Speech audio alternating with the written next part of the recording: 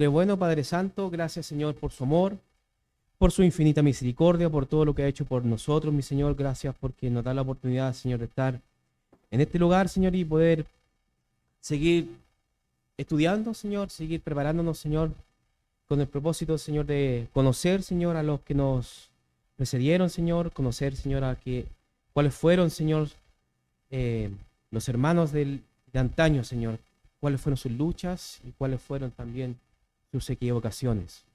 Gracias, Señor, por el momento que usted nos da de poder estudiar esto y poder también, Señor, exponerlo a toda la iglesia local.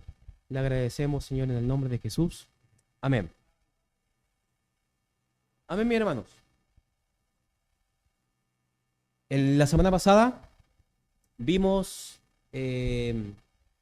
lamentablemente, por temas de tiempo, ¿cierto? Estaríamos tal vez hablando medio año de los bautistas particulares. Pero en realidad, el día de hoy vamos tal vez a darle un término temporal, tal vez en algún momento de la historia cronológica, vamos a volver a ellos. Estuvimos hablando la semana pasada de los distintivos bautistas, la diferencia, ¿cierto? Con los bautistas generales y cuáles son las marcas que hoy en día, hasta el día de hoy, podemos ver y lo que la iglesia local Solideo Gloria, Iglesia Bautista Reformada Solideo Gloria, abraza, ¿cierto? Pero lo interesante de esto, hermanos, de que no solamente quedó la historia en el tabernáculo y quedó ahí solamente y no tuvimos ningún avance más. Hablamos del tabernáculo metropolitano de Londres, ¿cierto? Que hoy en día sigue vigente, obviamente con distintos cuerpos, distintos grupos de ancianos. Y dentro de ellos, ¿cierto? Dentro de la historia estuvo este hombre que está en pantalla que se llama Charles Spurgeon, ¿correcto? El más conocido de todos, llamado el príncipe de los predicadores, ¿cierto? Un nombre bien peculiar, con unos dones fantásticos, ¿cierto? Que el Señor puso en ese hombre. Y se considera también parte de los últimos puritanos del siglo XIX, Charles Spurgeon. Eh, pero bueno, la historia no quedó ahí tan solo. Vimos también la herencia que vimos con Benjamin Kitch, ¿correcto? Que sería uno de los, por darle un nombre, una categoría, sería como el O. John Owen de los bautistas particulares. Sería el doctor y teólogo puritano, ¿cierto? También es, ojo que hay que considerar y hacer este paréntesis, ellos son puritanos también, de la línea, en este caso puritana, pero de la Confesión de Fe de Londres. Vimos la historia, su vida, ¿correcto? Vimos algunos aspectos importantes de cuál fue la contribución que hizo Benjamin Kitch a la iglesia, ¿cierto? Tanto en este caso el tabernáculo, como en general en todo el movimiento bautista reformado. Y no solamente quedó ahí, hermanos, en 1689 ya perfecto, quedamos todos felices, nos vamos para la casa. No, sino que a partir de ese tiempo hasta 1694 hubo un avance, pero tremendo en la teología bautista reformada, bautista particular que somos nosotros, ¿cierto? Nuestra denominación. En este caso hay un concepto de que tal vez por algún tiempo se quedó como stand-by, pero fue que la reforma tenía que seguir siendo reformada. Y eso fue el estandarte que usaron estos hombres. Dentro de ellos está Benjamin Kitch, que está justamente en la fotografía. Y ellos, ¿se recuerdan que en 1644 partieron 7 iglesias? Ya, luego de 1689 ya había más de 100 iglesias, en cual cada una se suscribía y era, en este caso, parte del territorio de Londres y de Gales. En ese sentido, se hizo asambleas, uniones de iglesias, pero que tenía una particularidad. No era una corporación, no era un ministerio que formaba uno más grande, como un conjunto de iglesias. No, porque eso atentaría directamente con la naturaleza bautista. Los bautistas, hermanos, somos independientes, somos una iglesia que cree una eclesiología local, ¿correcto? Entendemos, y eso para que tal vez lo tengamos bien presente por la próxima, más adelante, en las siguientes páginas, de que nosotros creemos tanto en la iglesia universal o la iglesia invisible como la iglesia local. Son dos términos, ¿cierto?, que comúnmente la teología reformada siempre ha abrazado. Eh, pero la asamblea y la amistad que había entre iglesias era algo predominante. Habían bastantes iglesias y surgieron algunos temas que son parte del crecimiento. Siempre, hermano, tenemos que entender de que esto fue un aprendizaje en el tiempo. Y ellos, como hombres maduros, hombres tal vez que estaban eh, eh, dirigiendo, ¿cierto?, este movimiento, este gran movimiento, tuvieron que abordar ciertos temas. De hecho, Benjamin Kitch, nuevamente hablamos de él, abordó gran parte de estos temas y sobre todo la relación entre iglesias.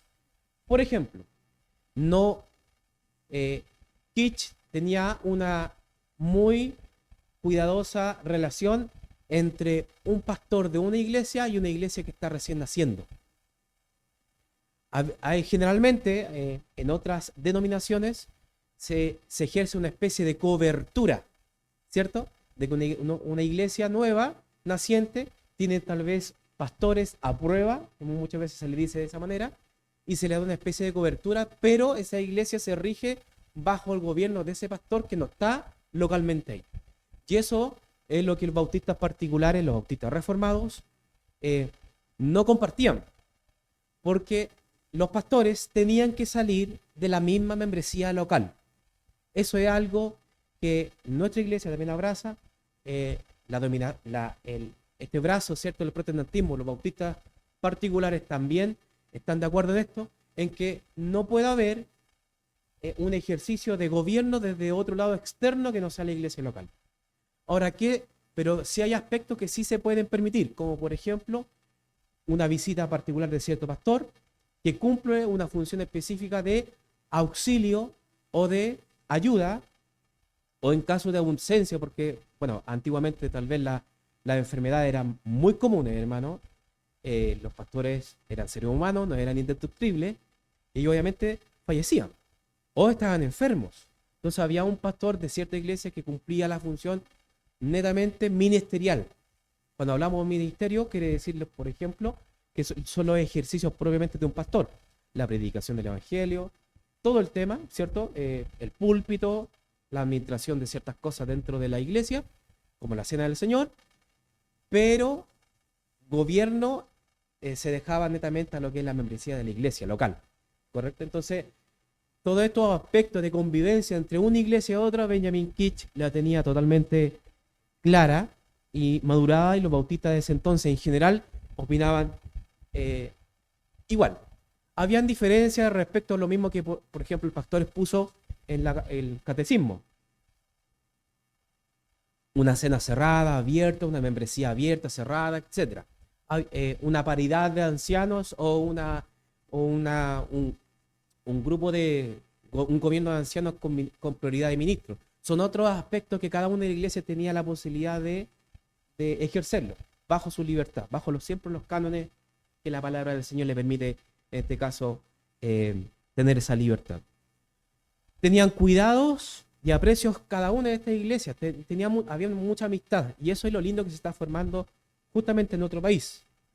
No existe, hermano, no existe un afán en buscar coinonía con otras iglesias que no se acogen y no sean parte, se suscriban a la misma doctrina de nosotros. Porque si lo hacemos, chocamos netamente con el principio de la separación secundaria. ¿Correcto? Eso también lo vamos a ver un poquito más adelante. Pero con otro tema, no netamente con los bautistas particulares.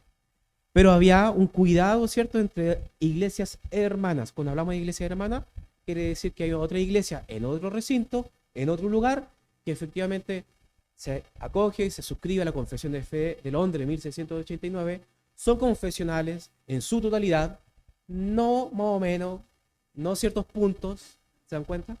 Porque eso tiene que ver, y creemos nosotros, a la luz de la Escritura, y con la evidencia histórica, de que cuando dejamos nosotros de lado ciertos puntos, es cuando damos cabida a doctrinas falsas y depende en este caso del gobierno en este caso del pastor de turno. En conjunto estudiaban y profundizaban donde participaba Kitsch sobre el cuidado y la importancia de las iglesias locales. Una importantísima cuidado y observancia a la iglesia local, hermano. Yo creo que es uno de los distintivos más, tal vez, number one de los bautistas particulares, los bautistas reformados, es una observancia muy profunda, muy cuidadosa sobre la eclesiología, sobre el cuidado de la iglesia, sobre los fines de la iglesia, de cómo se gobierna la iglesia, cómo se relaciona la iglesia, cómo se vive la hermandad con la iglesia, cómo aborda los problemas, cómo aborda la disciplina, cómo se aborda la excomunión. Muchas cosas que se ven en la iglesia que es propiamente muy delicado para nosotros. No es algo trivial, no es algo secundario, para nada. De hecho, es un corte de primera línea. El cuidado, en este caso, de la iglesia. La iglesia tiene que ser algo para la membresía, para toda la iglesia, un cuidado pero tremendo, porque al cuidar a la iglesia, estamos nosotros honrando también el cuerpo de Cristo. Entendamos que eso es una doctrina que participamos todos nosotros que son hijos del Señor. Somos parte de la iglesia local.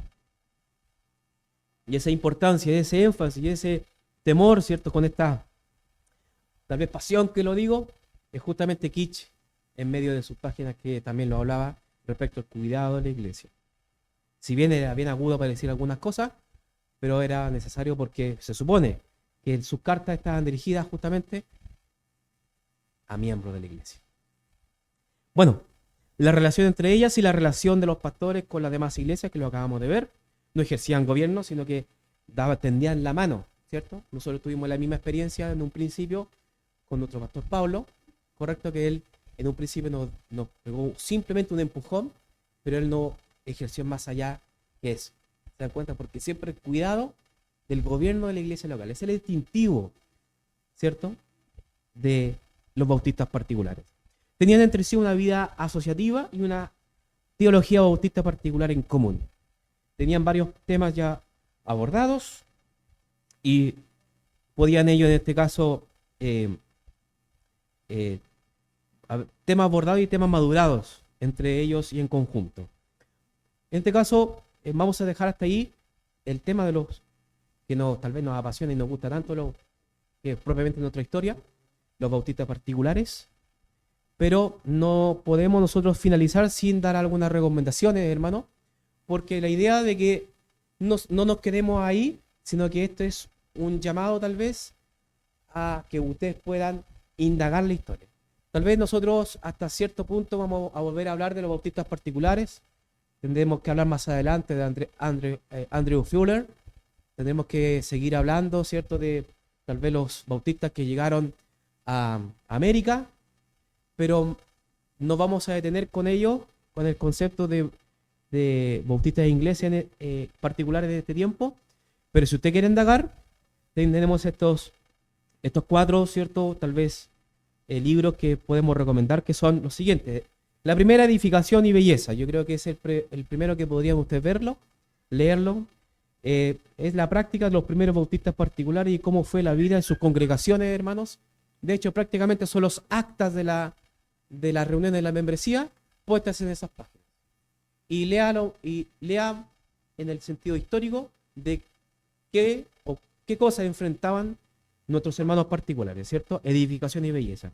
Ahí hay muchos casos de disciplina, de conflicto, de gobierno, ¿cierto? Y algunos aspectos importantes teológicos y diferencias que hay entre el congregacionalismo y el gobierno bautista particular, que son dos cosas diferentes, pero en estricto rigor independientes. La fe y la vida para los bautistas, ¿cierto? Este es que está al costado abajo, donde hay están las confesiones de fe, por James Rehan, los dos, tanto Edificación y Belleza, y este libro también están por el mismo autor. Es una selección y recopilación de documentos históricos bautistas sobre los informes narrativos de las reuniones de asambleas generales de 1689 hasta 1694. Importantísimo entenderlo si usted quiere profundizar en este caso en ese aspecto. Tal vez ya está corriendo este libro para algunos miembros de la iglesia que ya están leyéndolo. se llama La gloria de una verdadera iglesia. Esto muestra el anhelo de Benjamin Kitch, nuevamente este hombre, sobre una iglesia pura y bíblica. ¿En qué cosa? El orden, la disciplina, sobre todo desde el punto de vista de los miembros de la iglesia. Nuestra iglesia local tiene en este caso, está compuesto por un gobierno de oficiales y membresía de la iglesia, ¿cierto? Los oficiales están compuestos por pastores y diáconos, y los miembros son, en este caso, elegidos eh, por los anteriores miembros, ¿cierto? Hay una postulación interna, y entonces y son parte, en este caso, de la membresía de la iglesia. Hay más libros respecto a la membresía, de que el pastor también le podría dar algunas recomendaciones de algunos libros para que usted pueda profundizarlo.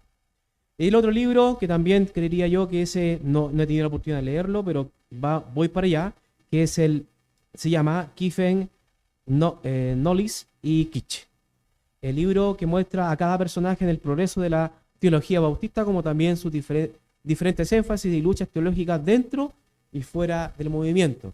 Estamos hablando de estos tres hombres, hermanos, que fueron parte del gran movimiento de los bautistas reformados y fueron los primeros, creo, a ver si me equivoco, creo que los tres hombres que están aquí en esa portada fueron pastores del tabernáculo metropolitano.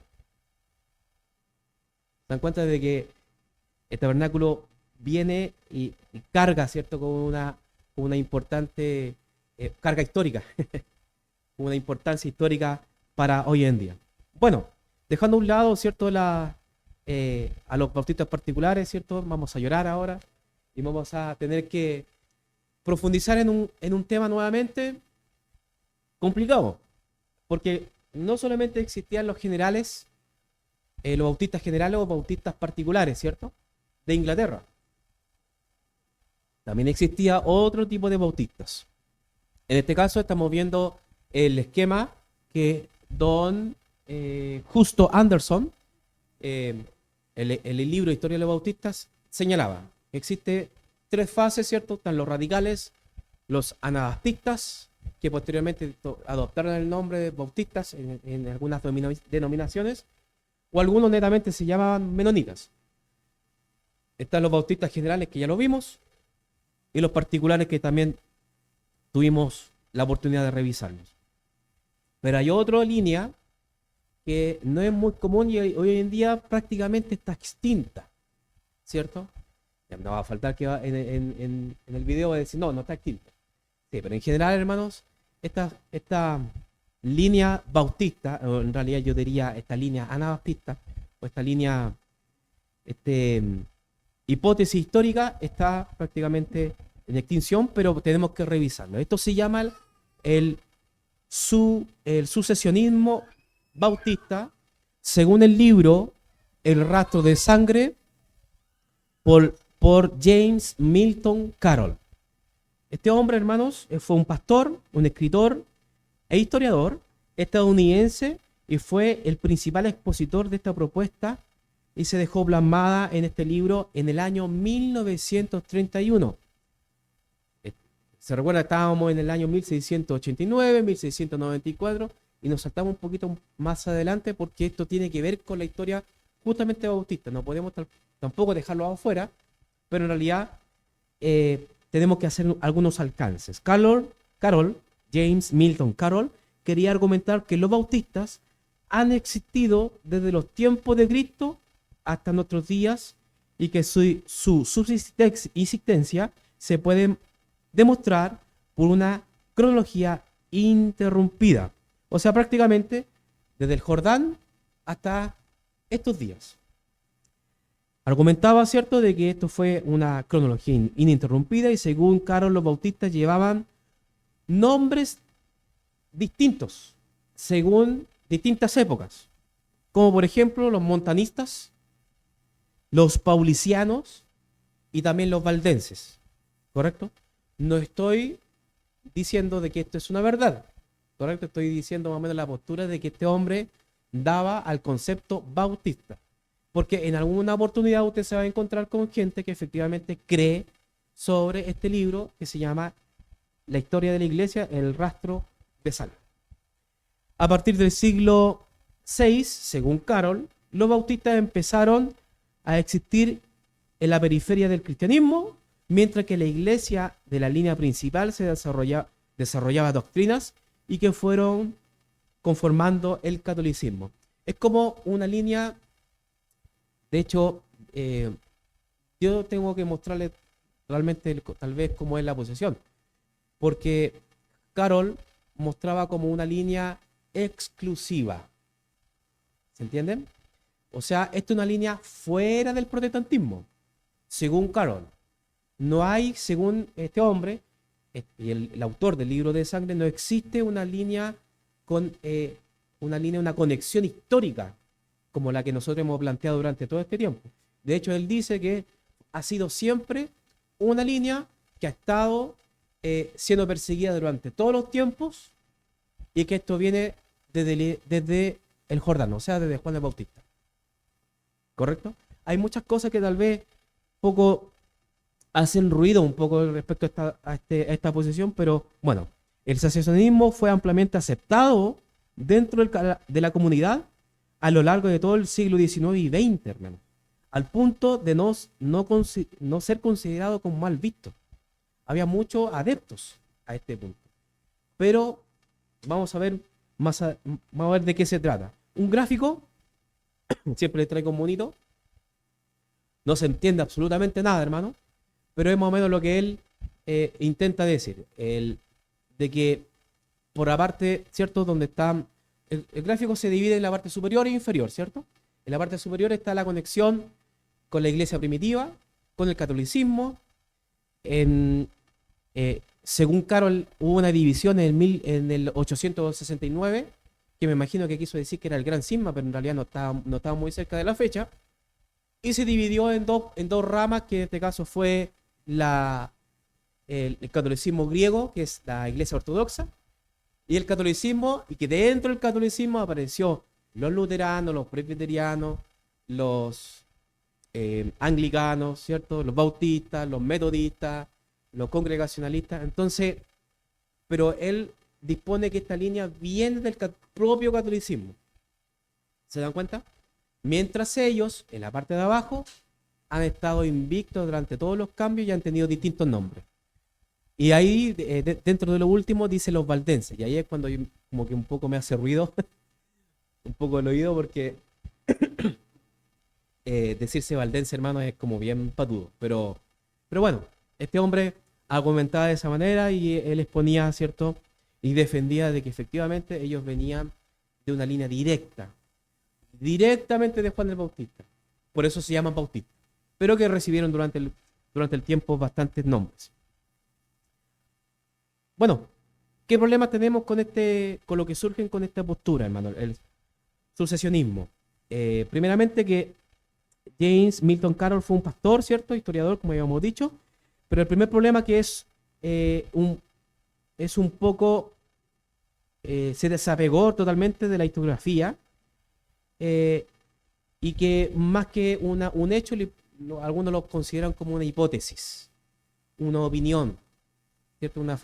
Como algo a mano, en realidad. No ha sido como confirmado, entonces tiene bastantes huecos históricos que realmente tenemos problemas con ellos. Esta postura invalida cualquier otra forma o práctica litúrgica no bautista, una especie de exclusivismo que dejaba por fuera a cualquier otra denominación protestante. Esto, hermanos, quiere decir de que esta línea bautista eran exclusivamente los verdaderos, o la línea evangélica verdadera. Y todos los demás estaban mal.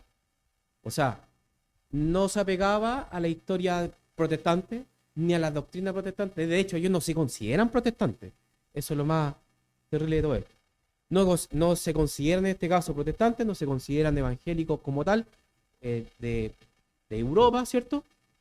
Sí evangélicos, pero no de la línea, en este caso, que viene de la Reforma Protestante. Pero ellos tienen un grado de superioridad. ¿Se dan cuenta? Entonces, al estar en esta posición es como, yo diría, hasta sectario.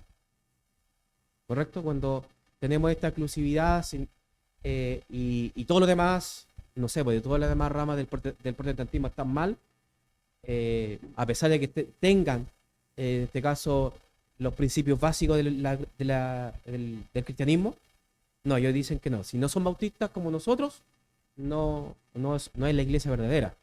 Este es un problema más que nada teológico.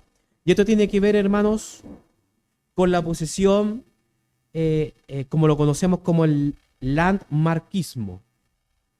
Yo se lo voy a comentar más o menos de qué se trata en la siguiente página.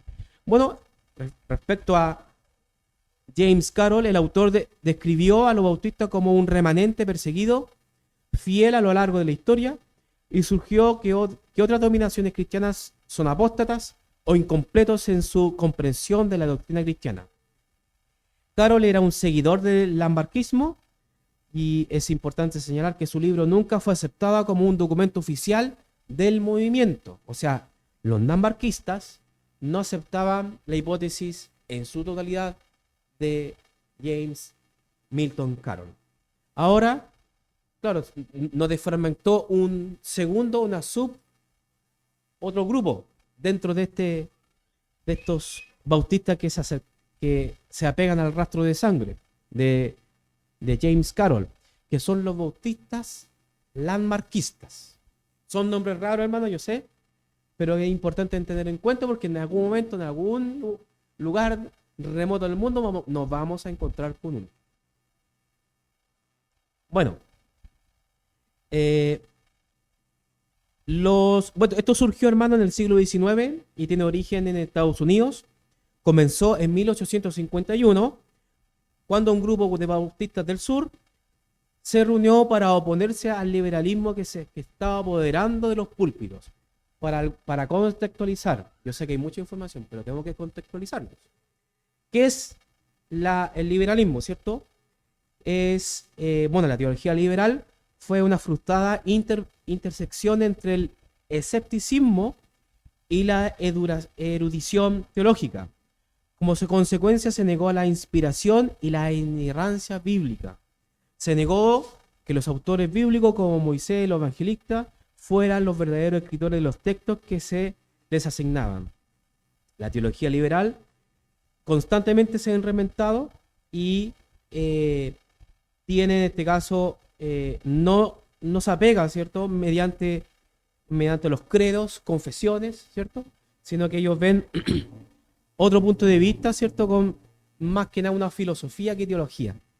Entonces, desapegan la inerrancia de la escritura. Entonces, cuando vemos eso, ya estamos en problemas severos, ¿cierto? Pero estos hombres, volvamos a los bautistas, lambarquistas, estaban batallando en este caso con el liberalismo, pero de una forma inapropiada, una forma tal vez extrema. Defendían una separación con otras denominaciones, pero al punto más extremo, ¿correcto? O sea, no estamos hablando de una separación solamente congregacional, estamos hablando de una separación total con el Estado, con otras dominaciones, hasta la vida personal. ¿Se dan cuenta? Entonces, cuando ya vamos a ese punto, estamos viendo extremos. Los seguidores del movimiento creían que solo las iglesias bautistas, landmarquistas, fieles, formarían parte de la novia de Cristo. Mientras que los otros cristianos, los no bautistas, landmarquistas, van a ser servidores de ellos en el cielo, hermano. ¿Se dan cuenta? O sea, los bautistas, landmarquistas, según su teología, se iban a sentar en la mesa del Señor, mientras que los otros protestantes, ¿cierto? Los otros evangélicos o denominaciones no bautistas van a ser los que van a servir las mesas. Entonces es una superioridad, hermano, pero tremenda que estamos viendo en medio de estas líneas, ¿cierto? No tiene nada que ver con el puritanismo inglés que vimos hace una semana atrás, con el aspecto de la piedad, ¿no? Pero bueno, estos hombres eran de esa manera, hermanos. ¿Qué podemos hacer? Y los aspectos, tal vez, la foto que está en el fondo de esa imagen, perdón, de esta presentación, es simplemente, no tiene que ver con el lambarquismo, pero en realidad tiene que ver con el movimiento bautista en Estados Unidos, ¿correcto? Pero bueno, ellos tienen puntos esenciales, los cuales primera es la asociación eclesiástica, una iglesia bautista lambarquista, se identifica dentro del movimiento de su linaje en la época del Nuevo Testamento y generalmente al llamamiento de Jesús a los discípulos de Galilea. O sea, estamos hablando de que ellos creen que vienen directamente desde ahí. Bueno, el otro concepto que tienen que es una iglesia visible. La única iglesia, según ellos, es un cuerpo local, bautista, de creyentes. No existe el cuerpo de Cristo universal.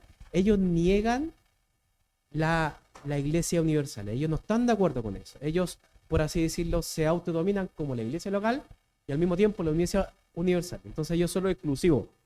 ¿Se dan cuenta? Entonces, fuera de ellos, todos están mal. Entonces, lamentablemente este movimiento tiene varios aspectos que nos llaman la atención. Oposiciones y otras formas de bautismo.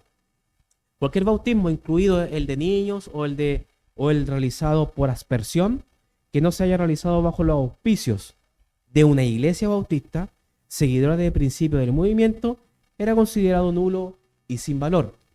Y eso también es algo extremo, hermano, porque en realidad hay hermanos que han estado en otras iglesias que se han bautizado de forma correcta y que su bautismo es válido. Y no porque no se hizo aquí, significa que está incorrecto. ¿Se dan cuenta? Pero ellos sí, pues ellos creen que sí está incorrecto. Entonces, tenemos algunas perezas, ¿cierto? Algunas ronchas que nos salen con este movimiento de que tenemos que decirlo, sí, eran bautistas. Pero una bautista muy lejos de lo que hemos visto hasta el momento. Bueno, la Convención Bautista del Sur y el lambarquismo. El lambarquismo cobró impulso a finales del siglo XIX y al principio del XX en todo Estados Unidos. Se enfrentó a la oposición de algunos sectores, especialmente de otros bautistas que lo consideraban demasiado rígido y muy excluyente. En 1859 la Convención Bautista del Sur, que hasta el día de hoy rige, la Convención Bautista del Sur, aprobó varias resoluciones con las que se deslegitimaba el lambarquismo, lo que llevó a sus adherentes a retirarse gradualmente de la Convención Bautista del Sur. Actualmente, hermanos, existen muy pocas iglesias lambarquistas. Y de hecho, para no decir casi nada, pero ya mayoritariamente ya está como bien, algunas iglesias la absorbieron y prácticamente ese punto de vista está como ya bastante obsoleto respecto a este punto, ¿cierto? En la foto que vemos aquí, en la primera foto, es James, son los tres James, hermanos, de este movimiento. James Graves. En la segunda foto, la del medio, James Pendleton. Y justamente la de abajo es James Milton Carroll, que son en este caso el primero, James Graves, el fundador del movimiento lambarquista bautista.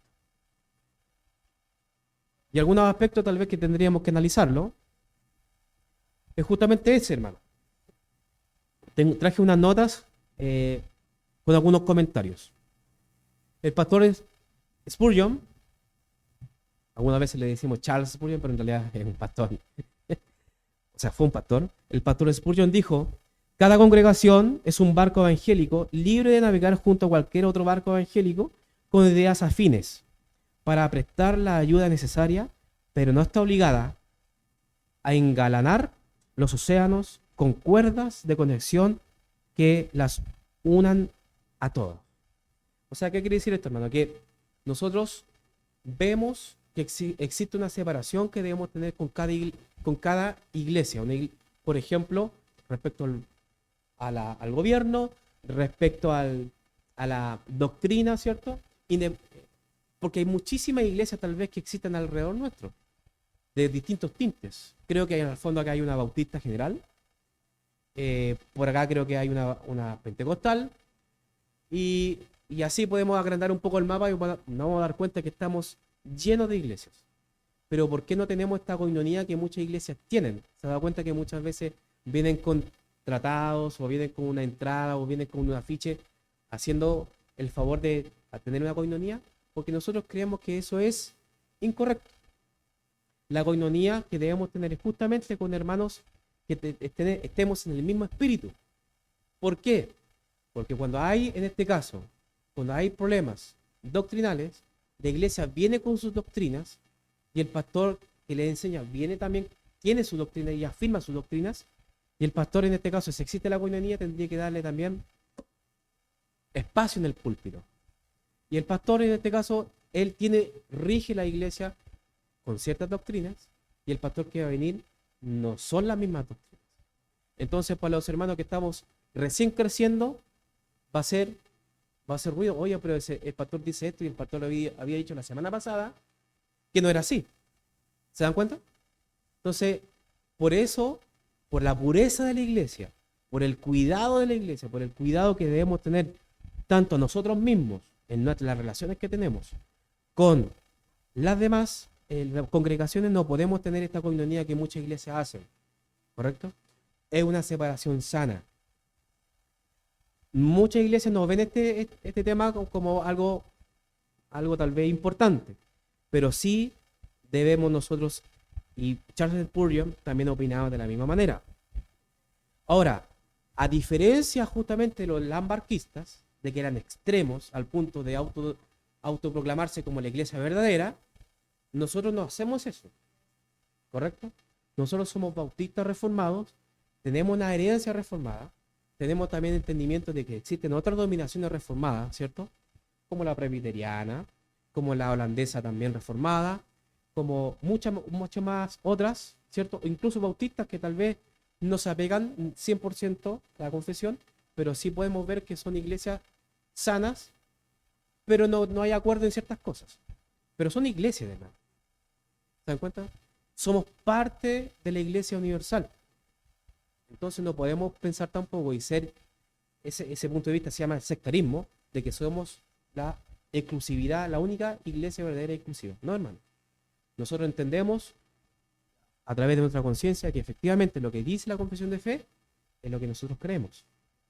Hay hermanos presbiterianos que ellos creen en Westminster, lo ven y se lo respetamos, y tenemos nuestra opinión respecto a eso. Pero no los vamos a condenar y mandar al infierno porque sean presbiterianos. ¿Se dan cuenta, no? Esa es la diferencia, que tal vez la distancia que tomamos con este grupo peculiar, y que más de una oportunidad ha hecho ruido. Bueno, el pastor Peter Manster también comentó, ¿cierto?, en un artículo respecto a la separación secundaria, y dice que expresamos esta unidad espiritual siempre que podamos, de muchas maneras no asociativas. Por ejemplo, si surge una oportunidad que estamos encantados de reunirnos entre nosotros, o de enviar ayuda a los que están en apuros, ya sean calvinistas o sean arminianos, bautistas o presbiterianos. La unidad no es una cuestión de pertenencia en una sociedad terrenal. La única unidad de este tipo en el Nuevo Testamento es la congregación local o particular. De hecho, nosotros tuvimos la oportunidad también de dar ayuda, ¿cierto? Públicamente en la iglesia lo hizo, a una iglesia justamente en Valparaíso que tuvo lamentablemente pérdidas tanto humanas como materiales. No es la misma dominación, no son confesionales, pero sí entendemos de que podemos darle la mano. ¿Se dan cuenta? Pero no significa que ya la iglesia la vamos a tener aquí. ¿Se entiende, no? Porque mantenemos esa distancia por prudencia. Amén. Pero nosotros lo vemos en amor, en compasión, no sintiendo nosotros que somos los exclusivos. Bueno, hermanos, dejando un poco de lado también ya directamente a los bautistas, perdón, ya estamos casi, no, se nos faltan todavía, pero ya más o menos ya sabemos para dónde vamos, ¿cierto? Hemos visto a los luteranos, a los moravos, ¿se recuerdan? Lo vimos. Vimos también en los anabaptistas y sus subdivisiones también. A los luteranos vimos también la subdivisión que es el pietismo. ¿Se recuerdan? los moravos, que fueron una gran marca también para el protestantismo. Vimos los presbiterianos, vimos la línea reformada, vimos los congregacionales, vimos los anglicanos y vimos también, bueno, los anglicanos con la High Church y la Low Church, ¿cierto? Los dos brazos que tiene esta iglesia, y también a la iglesia hoy en día ya cerrando en su totalidad, cerrando ya con candado aquí, a los bautistas. Ya lo vimos en modo ya global. Ahora que nos toca, hermanos, un grupo, ojalá que podamos, y creo que no vamos a poder verlo por la hora, pero a ver si vamos a ver a los cuáqueros. Yo voy a volver para que no lo vean. Pero sí, hermano, vamos a ver la próxima semana a los cuáqueros, o cuáqueros, algunos les dicen, según la tilde de qué país, pero efectivamente, ya les voy a mostrar la foto. Los cuáqueros, ¿cierto? O cuáqueros, que también fue un movimiento separatista inglés que se gestó justamente en medio de la persecución de la iglesia anglicana con los puritanos. Pero este grupo, hermano, no fueron puritanos, no son puritanos, pero sí fueron perseguidos. Pero eso lo vamos a ver la próxima semana, para que podamos indagar ya en este grupo que es bien peculiar, bien distinto tal vez, y nos van a dar luces del por qué algunas denominaciones tienen algunas prácticas muy similares. ¿Correcto? ¿Dudas? Voy a volver para que no sigan leyendo. Ahí sí. ¿Dudas, consultas, preguntas? ¿Alguien si quiere tal vez comentar algo? ¿Una consulta? ¿Hermano? ¿Sí? ¿Se quieren vestir así para el... Bueno, viendo un poco se vería muy, muy bonito, hermano, en todo caso, si se vistiese así. Bien ordenado. Pero claro, era algo que expresaba el separatismo inglés, ¿no?